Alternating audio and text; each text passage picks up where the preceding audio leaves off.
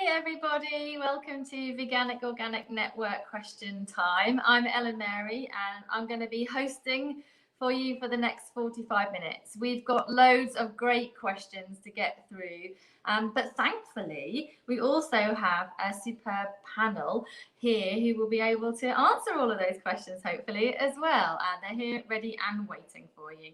So for the next 45 minutes we'll be here chatting about veganic gardening. And don't forget that if this is streaming live on Facebook as well, so plenty of opportunity to be viewing it if anything happens technically. So I think we should just start off to begin with, before we get into the questions, with introducing you to the panel. So we have 3 panelists today. First of all, we have Helen Dodd. And if you would like to become a veganic farmer, Helen Dodd is the Farmstart Co-ordinator. She's the person to see. She works with aspiring veganic growers at Woodbank's Veganic site near Manchester. She's supporting them to develop the many skills needed to become competent and able growers. Helen is passionate about food growing and creating environments that inspire and support positive learning experiences. So hello, Helen. Hello. Welcome. Thanks. To the Gardener's Question Time. So Thanks first of all, I wondered if you could maybe tell us a little bit about Farmstart. What is it and how can people get involved? Yeah, sure.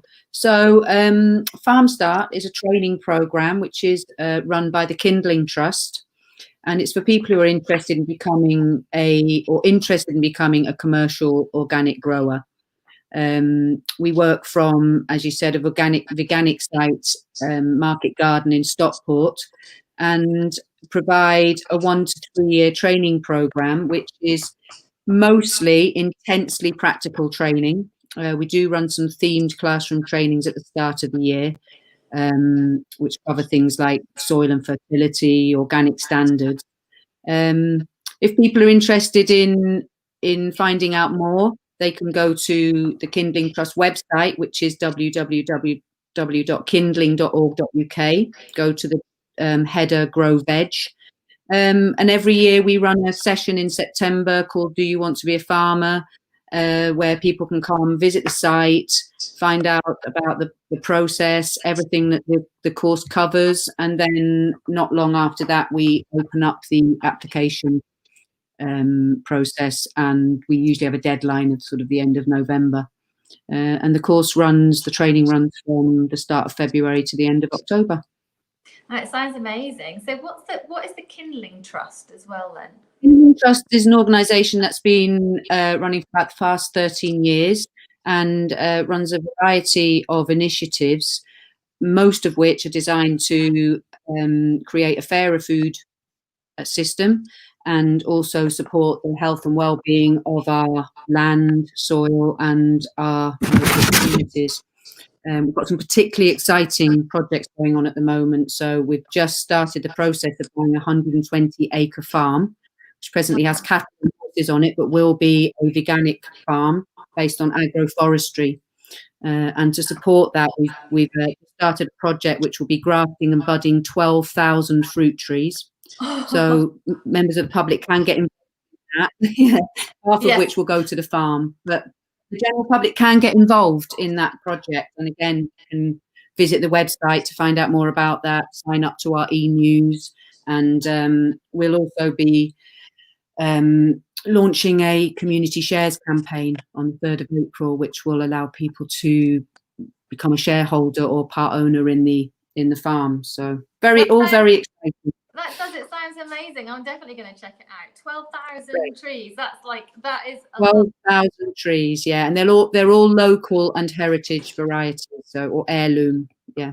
That's brilliant. I definitely can't wait to find out more. Also, I must just say your bookshelf looks like my bookshelf of dreams. It looks like it's full of gardening and nature. Falling down. It's just so overloaded. Thank you so much, Helen. So I look forward to getting you involved with answering questions again in a moment.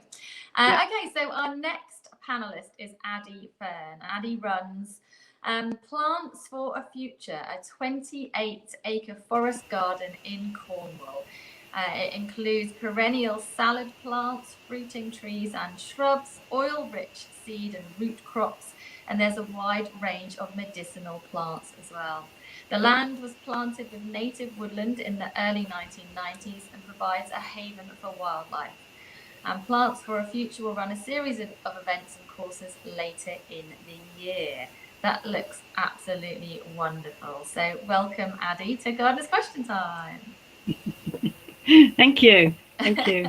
Addy, what you're involved in there is just, it looks remarkable. I wish we had more of that everywhere, but how can people, can they do that on a small scale? Can you have like a forest garden in a small space? Oh, absolutely. Yes. I mean, I also have on the land a number of enclosures. Basically, they're enclosed because we have rabbits and deer, which is an ongoing issue. But within the enclosures, they are like little kind of mini forest gardens, or some of them are. And so there's a variety of trees, shrubs, and also herbaceous plants, all edible. So you can do a forest garden on any scale. I mean, even in a pot, you can have a bigger plant and you can have herbaceous plants. I mean, sometimes it happens of its own. It's really interesting because there's this amazing little plant called bittercress, which is an annual weed, which is edible. And it's often around in the winter, actually, sort of autumn, winter and early spring. So we've got a pot with something growing in it, and then the bittercress has come of its own, and then there might be some other weeds like dandelions and sorrel that just kind of come of its own, and then you can harvest those, and then you've still got your pot there, your main plant. So, you can do it on any scale. You can do it as a garden. You can have some fruit trees, maybe a nut tree. Just be careful because some of the nut trees, particularly some of the walnuts, can get quite big. So you need to be aware of how big the tree gets and also how much light it needs. And then you can have your soft fruit and then other shrubs. And then you can have your perennial salad plants underneath. And then you can also have some annuals in between and some root crops. So, yeah, there's a lot that can be done on any different scale, really. Yeah. That's amazing. So really, when you think about forest gardening, you just imagine like a massive big, lots of acres and massive big trees, but you can forest garden on a small scale too. So that's really interesting. Thank you so much for joining Gardener's Question Time. I have some great questions coming up for you as well. So thank you. Our next panelist is Piers Warren. I think many of you will know Piers. He's a regular panelist on GQT. He's a conservationist, author, and keen grower of organic fruit and vegetables. He's the founder of Wild Eye, the International School of Wildlife Filmmaking, writer of several books, and co-author of The Vegan Cook and Gardener. So welcome to you, Piers. Hello. Hello, Piers. Well, I can hear you, but I can't see you, so I don't know if that's the same for anybody else. But I can hear you, so that's good. I'm just going to try a different camera then. Okay. Hold on. In the meantime, Piers, yes. Tell us a little bit about Wild Eye. What is the International School of Wildlife Filmmaking all about? Well, I started Wild Eye about 22 years ago, and the idea at the time was that people who wanted to become wildlife filmmakers had no way of getting any independent training. So I set it up partly as a school and partly to give information through websites and books to young people. So all the wannabe wildlife filmmakers and people who want to be like David Attenborough could come along and do courses with us. So we ran short courses in the UK and then some longer ones overseas in places like Africa as well. And so I ran that for 20 years. And in that time, we probably saw around 2,000 students who now go on to work on programs like Winter Watch, which is, of course, coming up later tonight. That's amazing. If someone could give me a camera and send me off to the Arctic. I would literally do that for months on end trying to spot things. Okay, thank you, Piers. Lots of questions coming up for you as well very soon. And I don't know if other people can see you or not, but we can hear you, so that's all good. So that's a great panel that we have for today. So I think we should just get on with the first question, don't you? We've got plenty to go through. So question 1 is actually from Peter Cannon, and Peter is here to ask that question. Hi there. Hello, everybody. Yeah, I've got a 250 square metre allotment. I set green manures in there last autumn. There are tares and ryegrass and phacelia. And I want to plant crops in the same beds this spring. So what's the best way to incorporate the green manures with the least disturbance of the soil? And that is my question. Okay, thank you, Peter. So from our wonderful group of panelists, who would perhaps like to answer that one first? Everyone's disappeared. I don't want to answer that one. So you've got 3 types of green manure there, Peter, and I would say probably 2 of them, tares and phacelia, are relatively easy. Ryegrass can be a bit more tenacious, so I would probably start with the ryegrass first to give it more time to incorporate. It has what can be called an allotment effect, which means basically it can inhibit germination of seeds that you then put in. So you haven't said how densely sown it is. Is it quite thick? It's quite clay. It's quite clay, the soil, but what about the growth of the green manures? Are they quite thick? Yes. Okay. It will be, yeah. I would probably, as soon as you can, I don't know what it's like where you are, but we've had an awful lot of rain in Manchester. As soon as you can move about on the soil, I would probably cut the green manure down to ground level, either using shears or a good sharp scythe is a lot easier if you don't want to be bending over. And you could leave it on the top of the soil to sort of wilt down for a while. Yeah. And then, any incorporation is going to involve some disturbance. So you could either choose to, depending on how much material you have left on top of the bed by the time you get around to doing it, you could turn it in with a fork, being careful not to go down too deep into the soil. Or sometimes what we do is how you would cut turf.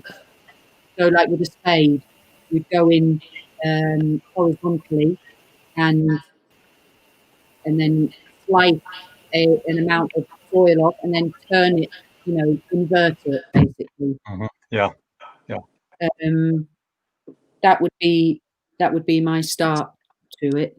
And then the organisms and worms and everything will start pulling things down into the soil. There are not a lot of worms. There are not a lot. The allotment was given back to me a year ago after the house builders had been on the plot, and they built houses on half the allotment, and the other half they reset to allotment. But the ground is that hardly compacted. It's full of glass, old bits of wood. There's not a worm to be seen anywhere. Okay. So no worms at the moment. That's a shame. Well, hopefully the use of green manure will encourage that and incorporating it. I mean, you could also mulch. Once you press it down, you could actually mulch on top of it. You could put black plastic on. Obviously, we don't like to use plastic much, but it can really help. Or if you can get a large amount of straw, or it can be really useful just to. And then transplanting could be a good way also to start dealing with that rather than trying to sow seed in it. You could transplant through the mulch. Yeah. But ryegrass will be, I think tares and phacelia will be fine. I think the ryegrass, quite often on a small scale, I would suggest even pulling it out, because it can come back, so. Okay, all right, thanks Dan. That's great. Thank you, Helen. We've got quite a few questions to get through, so I'm just going to kind of move on through them. Hopefully that answered your question, Peter. Right, thank you. Yeah. Thanks for coming on the show as well. Okay, so our second question is quite a long question, so I'll read that out. I want to develop a forest garden on the north side of a row of mature deciduous trees, which are approximately 20 meters high. Part of the plot is directly under the trees, and so gets very little sunlight when the trees are in leaf. Other parts of the plot benefit from sun first thing in the morning and late afternoon and evening time. Nettles and some non-food bushes are the only plants that grow under the trees at the moment. Have you any suggestions for edible perennials under the trees? I've already ruled out Japanese butterbur because this is an invasive species. Szechuan pepper has also been recommended, but it's not going to yield much in the way of nutrition. I'm also interested in what perennial winter salad vegetables can be grown in full sun, partial shade or shade. So that's from Rob Bayless. Should we start with what could grow underneath the trees? Who would like to take that one up first? I can answer this one.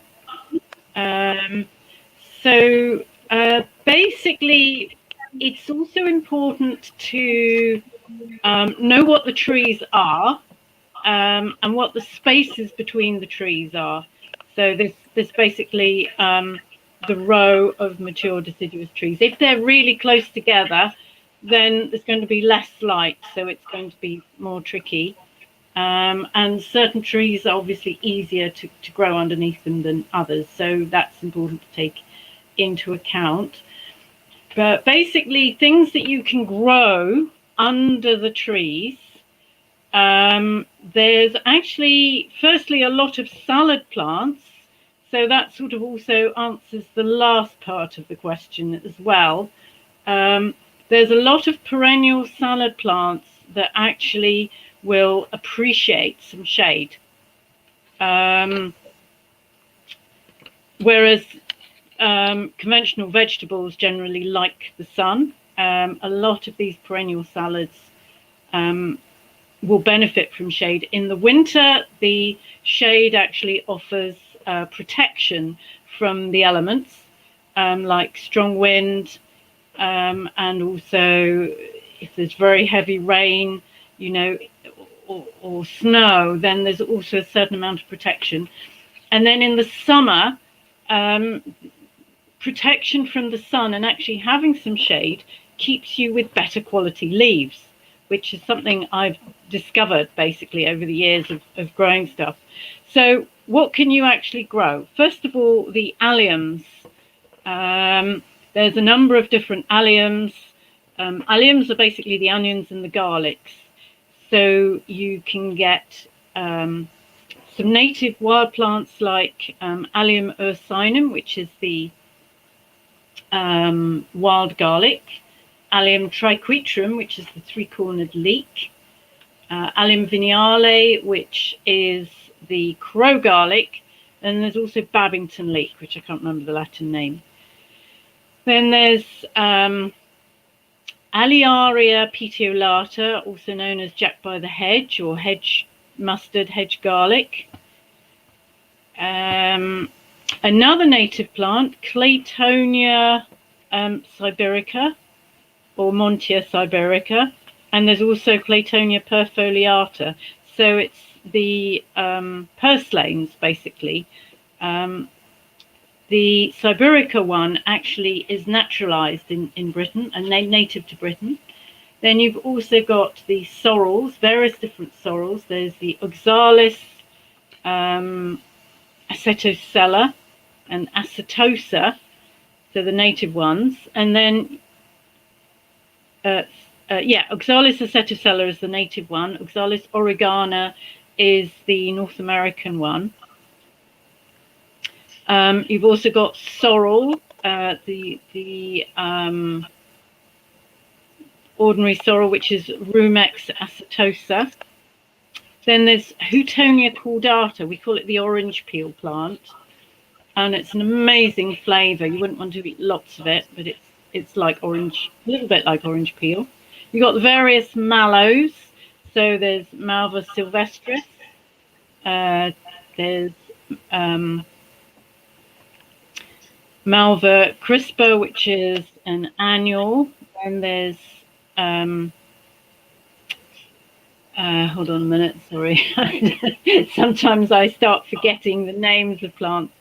Well, Addy, that's a huge list of There's plants. more. If you were able to plant all of those, you would have an extremely productive and beautiful looking area underneath the trees. And I'm assuming that if you're planting lots of alliums, that's going to also help to keep some pests away as well. Yeah. And so good companion planting too. So I mean that's a lot, and actually that also covers the second part of the question, which is what can be grown in sun and partial shade too, because some of those would be fine as well. I mean, that's a really long list, so hopefully that's helped Rob.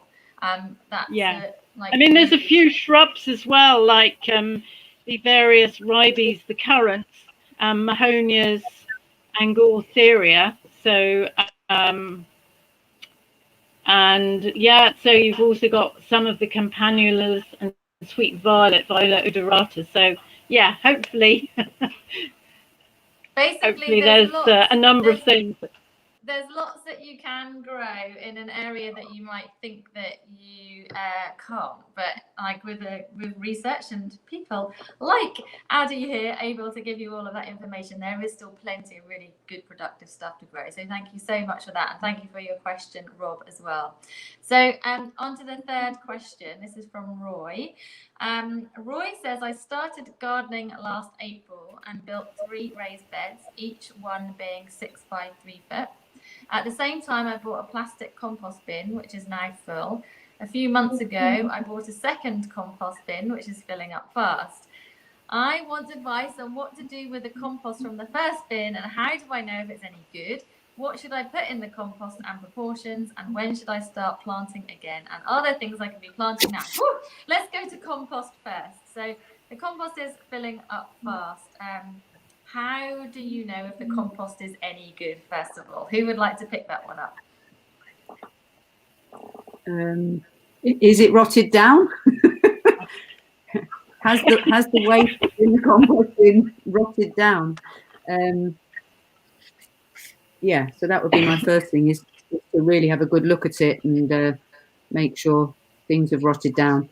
And if most of it has, but there's still some bits in it, I would probably just sift it.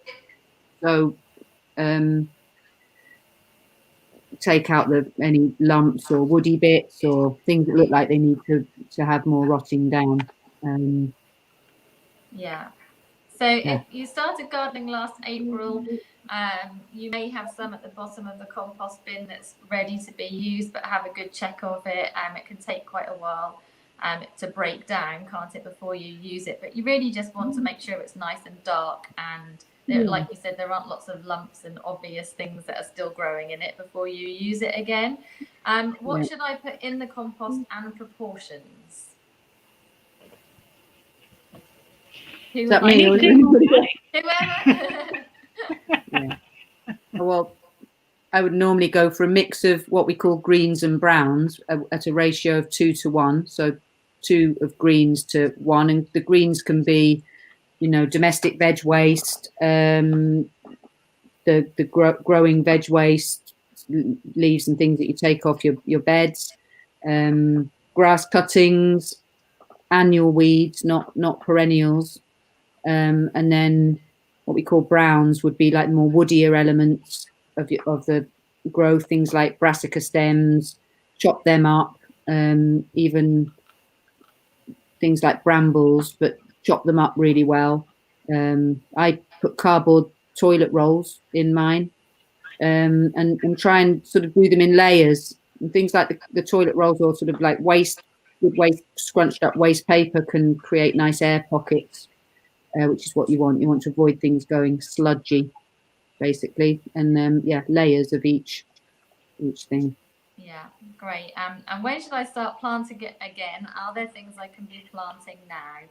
I got before I pass this on to anyone else. I know there are some things that can be sown now, but I'm a great believer in waiting a little while. I see lots of people sowing really early in the year, and I think that can be a real struggle for things to get started. So personally, I like to wait a little while, apart from maybe sweet peas this month and a few little bits and pieces, but generally I wait, and probably until March when it's just a tiny little bit warmer. But does anyone want to add something that can be sown now?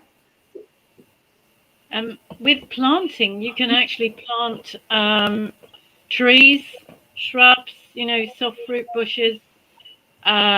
This is actually a good time, assuming the soil is not too wet or too frozen, depending on where you are. So you want to allow the soil to drain, so it's a little bit drier.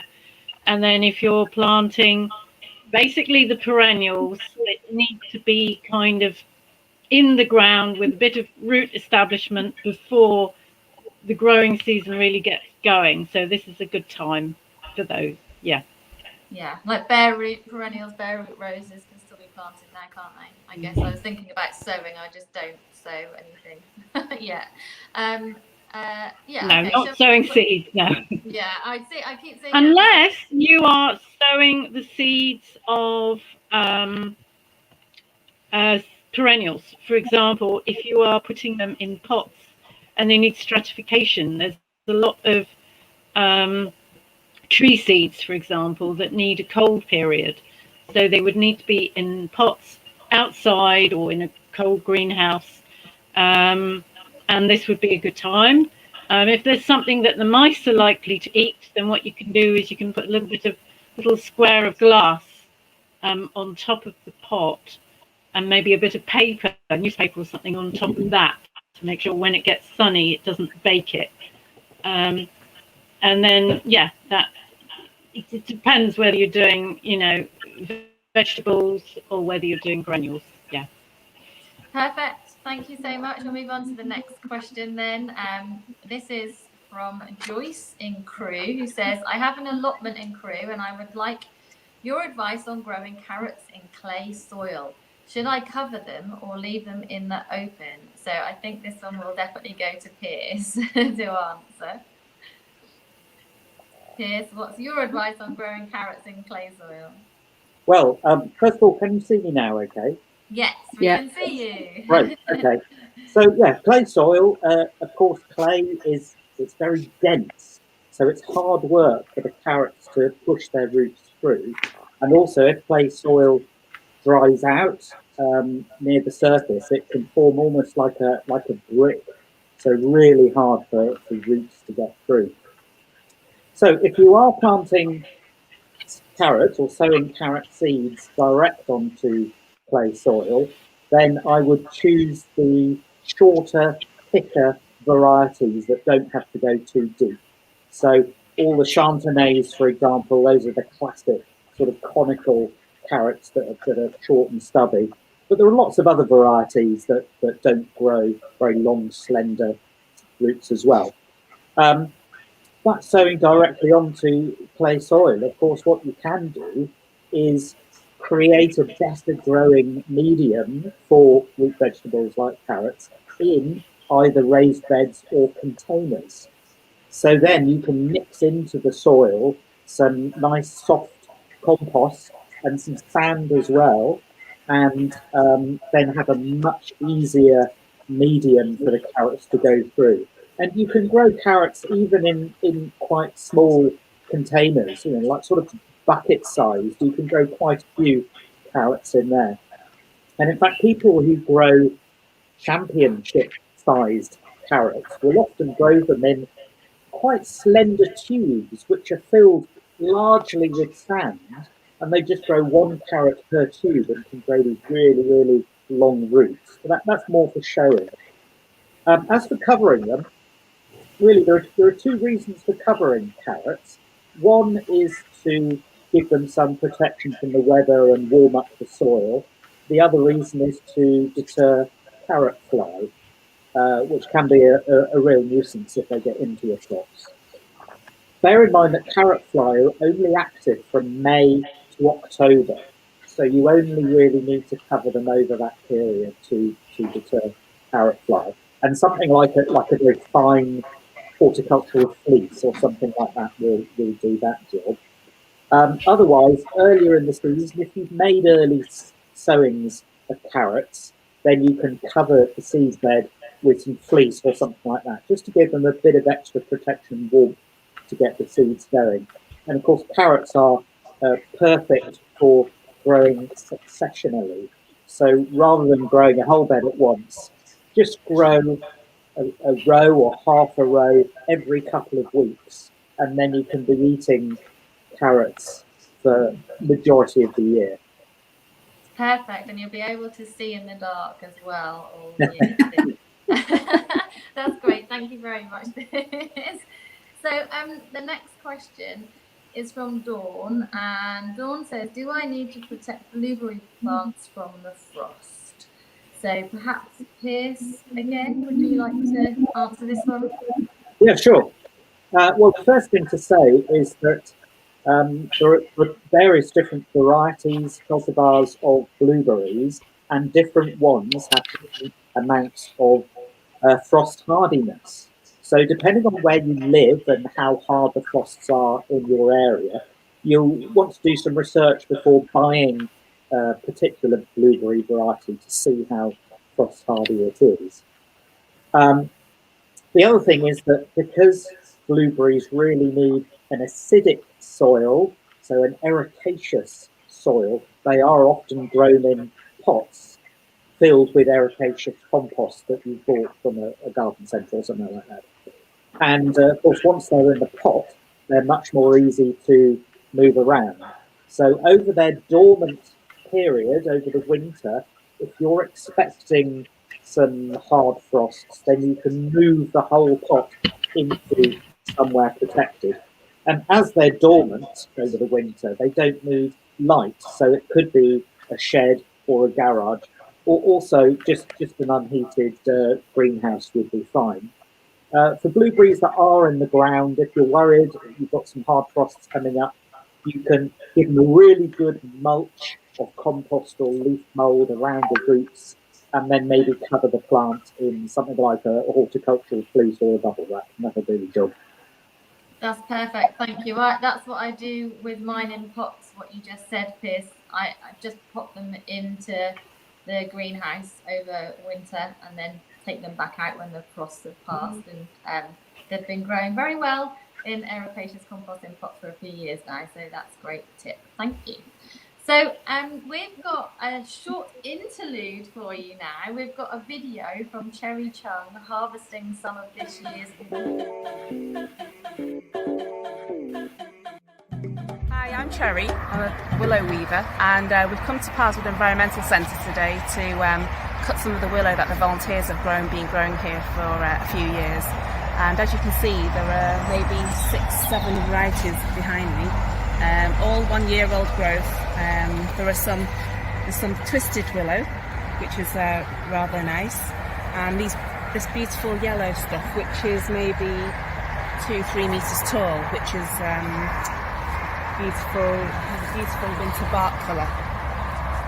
So I'm going to cut it back to the stool, and this will stimulate the willow to regrow. I've just been cutting this beautiful yellow willow, and I've noticed there's a lovely orange one behind it. These are quite thick, maybe a thumb thickness at the base, so they're going to be good for making living willow structures. But they've got some lovely varieties around here, which are going to be smaller and are going to be really nice for making baskets. So you can see how much finer these rods are. They're still quite long, maybe 2 meters tall, but they're much finer and they're not branched. And here's another one. I'm just about to start cutting this stool. This willow was planted about 8 years ago, and this particular variety, as you can see, is probably 3 meters to the tip for the longest ones. This is all 1-year-old growth, which is amazing volume of growth to put on in 1 year. So when you come to cut the willow, to encourage the new growth for next year, you always cut it back hard to the stool. Or if you're trimming a willow structure, then to the willow structure. And it's just a nice clean cut, as low down as you can get it from where it's emerging from the stool. And this particular one maybe has 40 rods on it of varying thicknesses.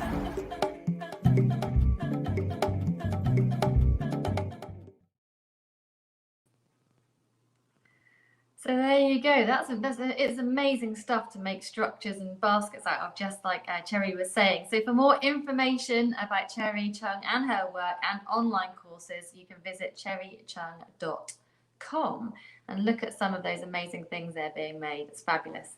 Okay, thank you so much. So we've got a little more time just to answer a couple more questions. And this question is from Kai.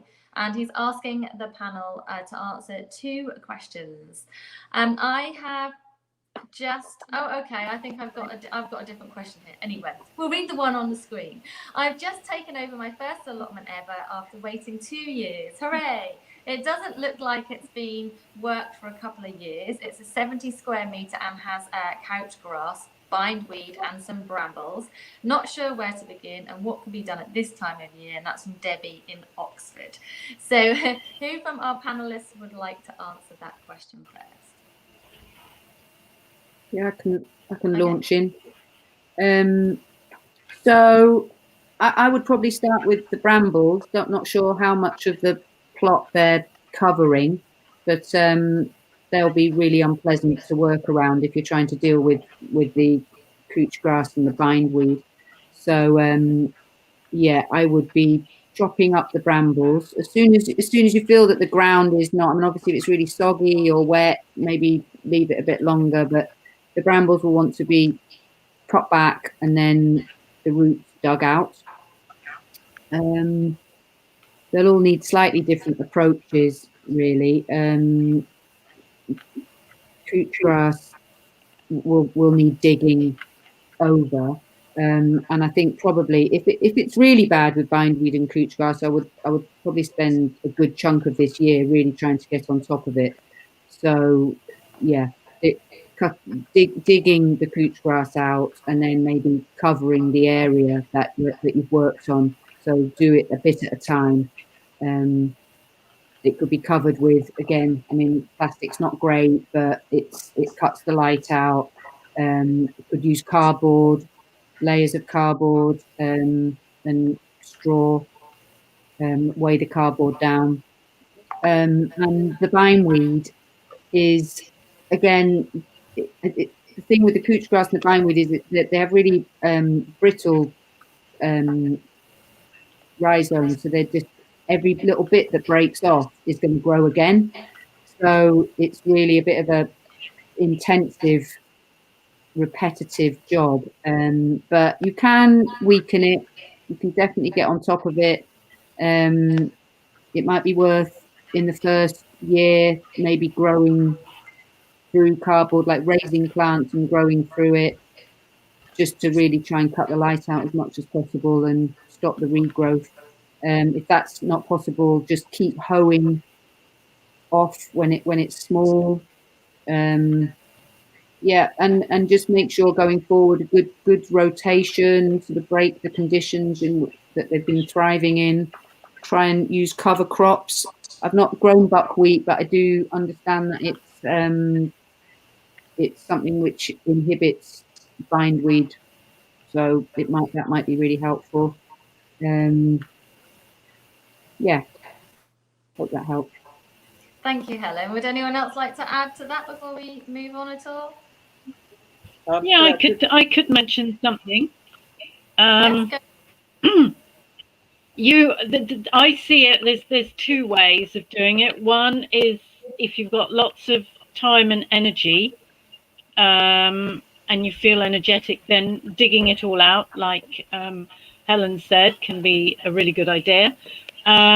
If you're not so energetic and you really need to perhaps conserve your energy a bit more, then chopping everything down and covering it, the whole area, with whatever you can get hold of, whether it's black plastic, which can be reused over and over quite a number of times. So it's not something you just use once and then throw away. You can reuse the black plastic.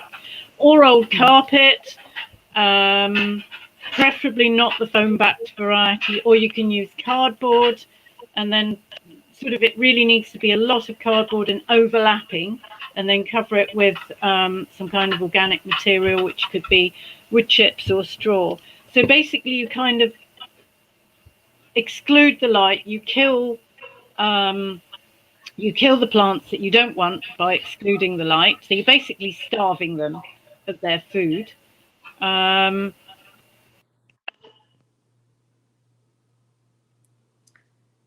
I don't know if it is my signal or not, but I have lost Addy there. So I'm hoping that you can all still see and hear me. I'm not sure. But perhaps if something has happened and you can just see me, if we can perhaps move on to the next question. Okay, that's great. So we're going back to the question that I was about to read before. So I have two questions for the speakers. I'm starting a forest garden in the south of France, and I'd like to ask Addy in particular, where do you start? I mean, how do you make the choice for the plants to start your forest garden, and where do I find the plants for a perennial forest garden? Thank you very much. So hopefully you can hear that. I'm wondering if Addy is there. I'm sorry, I don't know what happened then, but I can't. Yes, I'm here. Everybody. So Addy, the question is, for this question, where do you start with the forest garden? Right, it's a very big question, and really difficult to answer properly in the time here. But what I would say is, firstly, ask yourself what you actually want to eat, what you want to grow, because normally we sort of grow the things we want to eat. So that's the first question. What do you want to eat? And then secondly, look at the land. What is the land like? Is this, because you haven't actually said whether this is a new piece of land that you've bought or whether it's a garden that you've had for some time, that you need to consider what the land is like and what will actually grow there. So south of France is obviously a Mediterranean climate. You've got, you can grow a lot more than you can grow in Britain. But then you've got disadvantages of things like summer drought, which you need to work out how to deal with. So you need a lot of sort of drought tolerant plants, or you need kind of ways of conserving water.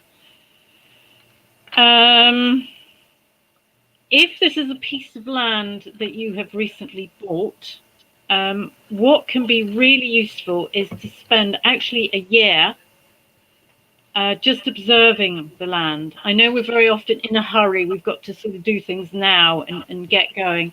But if you can actually spend a year observing the land, you can actually save yourself a lot of time in the future, because you won't make all the mistakes that you wish you could undo later. So what is the aspect? What's the height of the land? How much rain do you get? Are there areas of the land that stay sort of damp in the summer, for example? So you might be able to sort of grow more things there. So are there springs? What's it like in the winter? Because I know some Mediterranean places can get quite really cold, wet winters.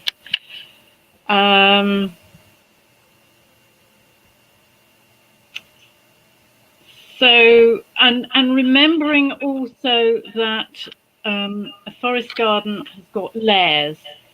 So if you think of a native woodland, you get the big trees, you get the shrubs, and you get the plants growing on the ground. So you can, for example, with the big trees, you can have fruit trees, nut trees. what fruit trees do you want to grow? What nut trees do you want to grow? And there may be other trees as well. Is it just food you're growing? Are you wanting to grow medicinal plants or fiber plants or any other any other useful plants? And then you've got the shrub layer. So what sort of plants would you want to put in that? I mean, again, obviously in the south of France, you've got a bigger variety of plants to choose from. And then what you want to grow on as herbaceous plants. There's lots of perennial salads. There's sort of perennial root crops. And then, of course, you can grow some annual stuff as well. Because you're doing a forest garden, it doesn't mean you have to ban annual plants. There's some amazing annual plants you can grow too. So you've also asked, where do you get the plants from and where do you look? I mean, we have sold plants in the past, but we're not really doing that at the moment. One thing I would recommend is for looking at what plants you can grow, you could look at our website. Ken's done temperate database and a tropical database. And hopefully the subtropics will fit in between that. So it's http://plantsforfuture.theferns.info. And then for obtaining the plants, at the moment, I would probably recommend the Agroforestry Research Trust. So, yeah. That's great. Thank you. Answer. Thank you so much. So lots of research, lots of planning, think about what you want to grow. And I'm all about the planning with anything. So I think having a good plan is where you really need to start, and check out that website as well. And also, what Addy is doing too with regards to her projects. So that's all we've got time for. I think our 45 minutes are just over now. So I just want to thank all our panelists for being here today, Helen, Addy and Piers, and also Dan behind the scenes who puts all of this together and makes it all happen. So thank you, Dan, as well, and for everyone being here and watching. Keep an eye on Veganic Organic Network socials, because they're always posting some really informational stuff, and also we'll post about future Garden Questioners time dates, and also keep a check on the website as well, which is a great resource of information. So thank you everyone for joining us today, and happy veganic growing. Bye everybody. Thank you. Bye. Many thanks to our wonderful panel and to you for watching. Please support and join us on our veganic mission for a peaceful, just world where agriculture is earth, animal and human friendly. And keep the questions coming in. Hope to see you on the next show.